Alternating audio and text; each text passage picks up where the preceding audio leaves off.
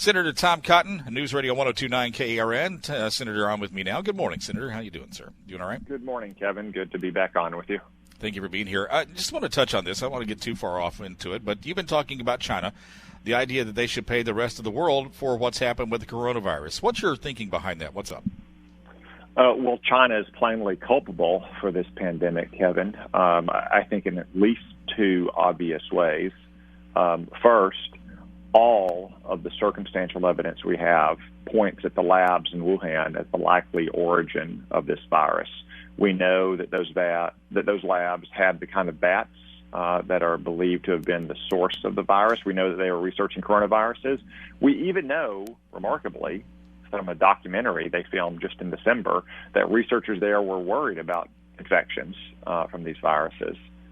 We also know that the food markets in Wuhan were just a cover story for the Chinese Communist Party, something their own state media have already admitted. So that's, in my opinion, an act of criminal negligence and incompetence. But second, whatever the source of this virus, whether it was that food market or the labs or some other food market or just a guy on a walk in nature in Wuhan, the Chinese Communist Party knew no later than, say, late December or early January that this virus was, in fact, transmissible from human to human, and in fact, highly transmissible and deadly. They locked down the city of Wuhan, a city with 2 million more people than New York City, yet they continued to allow and even encourage international travel from mainland China around the world and to pressure the World Health Organization and other countries not to impose travel restrictions.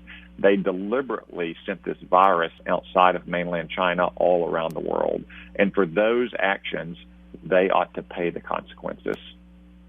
Are other leaders worldwide talking about this, or is this just the U.S.? No, Kevin, you're beginning to see a backlash against China all around the world. So, for instance, a couple months ago, Great Britain unwisely had agreed with Huawei, a Chinese telecom giant, which is an arm of Chinese state intelligence, to build part of the next generation wireless communications network in Great Britain. It appears that Great Britain is beginning to walk that decision back. Many African nations that had been very close partners of China through their Belt and Road initiative of exporting Chinese debts and construction capacity and Chinese workers are now upset with China as well. In addition to East Asian countries, Shinzo Abe, the leader of Japan, recently announced that they would begin subsidizing companies that want to bring manufacturing capacity from mainland China back to Japan. So I think the entire world is starting to reassess its relationship with China because they recognize that China is a pariah state. Senator Tom Cotton, News Radio 102.9 KARN. Thank you for the information on that. I just wanted to check in on it. That stimulus right now working through Congress, another round here to benefit small businesses. The first plan apparently went to some larger companies there. Also, too, with what's happened with individual stimuluses, some of these glitches in that. Your take on what's happening there in Washington with this whole situation? Well, I wish that we could have replenished the funds in the small business payroll protection plan. Remember, that money is going to support workers. The terms of those loans say that if you keep your workforce employed, if you don't cut hours or wages or jobs below a very small certain level, then you can have those loans forgiven in the future. It was deemed one of the efficient ways that we could try to keep employees connected to their workplace, so hopefully they would have a job to go back to in a matter of weeks or a couple months. That proved to be very popular. Arkansas has thousands of loans under that program. Money ran out of the program that was so popular last month. We could have replenished it then if the Democrats would have just taken yes for an answer. I do hope that we'll be able to pass a bill in the Senate today that will replenish that, as well as giving some money for hospitals and for more testing capacity, if the Democrats will simply take yes for an answer. Some businesses are structured as franchises, which means if you look at them at the top level, it would appear they might have tens of thousands or hundreds of thousands of employees, but in reality, they're mostly small businesses like hotels, for instance. Most hotels are locally owned by individual small businesses, and the workers in those companies should not be penalized, in my opinion, just because they're associated with a company like, say, Holiday Inn or Marriott or what have you.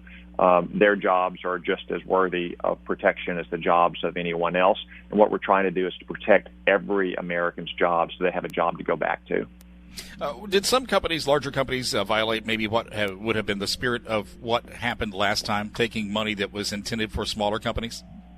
You don't like to see companies that have strong performance, large cash reserves, the ability to weather this storm, to take money that they don't really need. And some companies have begun to return those funds, like Shake Shack, the large franchise restaurant, has returned money saying that although they were eligible by its terms, they wanted it to go back to the program for companies that may not have those large cash reserves. And so I would encourage any company that doesn't need this money not to take the money, because there are a lot of companies that are desperately in need of it.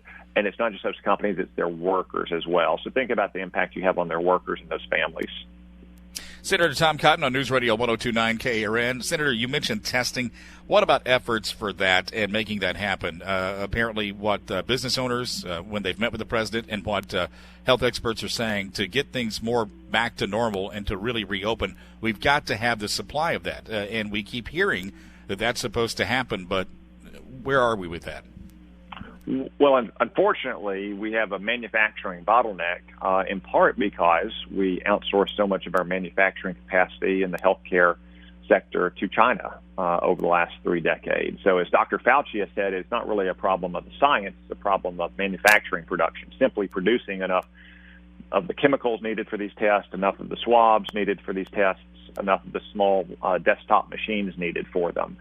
Testing capacity is growing, but it is occasionally hitting bottlenecks of manufacturing capacity as well. That's one reason why the measures the president recommended in mid-March were designed to buy time. They're buying time for our healthcare system to make sure that we didn't see our hospitals in a state of near collapse, as you saw in Wuhan and Italy and Spain, but also buying time for our manufacturing sector to try to start converting their machines to be able to mass produce the pretty simple components that we need. But it's no simple thing to turn a factory designed for one thing into a factory that's going to produce, say, 1.5 billion swabs a week, which is what would be necessary if you tested every American every day. Again, as Dr. Fauci has said, it's more of a manufacturing challenge than it is a science challenge at this point. Now that the science has produced a lot of various kinds of tests over the last 8 weeks, but it's one that we've continued to try to scale up. It's felt like 8 months. Yeah, what a year this week has been. No doubt. Senator Tom Cotton, good to have you on this morning. Thanks so much. All right. Thanks, Kevin.